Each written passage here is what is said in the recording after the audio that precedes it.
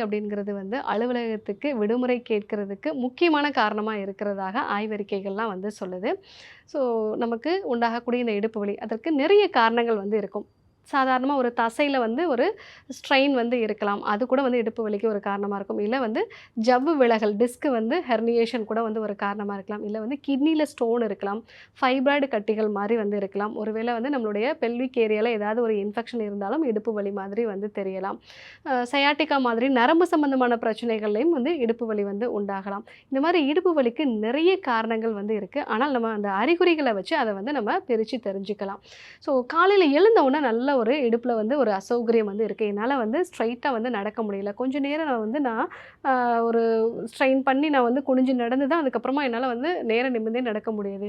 So இடுப்பு பகுதியில ஒரு டைட்னஸ் வந்து எனக்கு தெரியுது அப்படின்னா, அது மசில் ஸ்ட்ரெயினா வந்து இருக்கலாம். நல்ல ஒரு ஸ்டிஃப்னஸோட ஒரு ரெஸ்ட்டுக்கு அப்புறமா ஒரு பெயின் இருக்கு அப்படின்னா, ஒரு மசில் ஸ்ட்ரெயின் நம்ம ஒரு போஸ்ச்சர் வந்து கரெக்ட்டா இல்ல.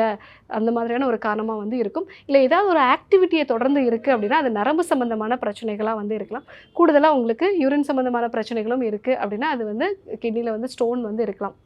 ஒருவேளை உங்களுக்கு ஃபைப்ராய்டோ, இல்ல ஹார்மோன் சம்மந்தமான பிரச்சனைகளா இருக்கு அப்படின்னா, அதுவும் வந்து இடுப்பு வலி மாதிரி தான் உங்களுக்கு வந்து தெரியும். அது காலை நேரங்கள்ல, இல்ல வந்து ஒரு ரெஸ்ட்டுக்கு அப்புறமா, இல்ல ஒரு மணி நேரம் நின்ன பிறகு வந்து இடுப்புல வந்து ஒரு அசௌகரியம் வந்து தெரியலாம்.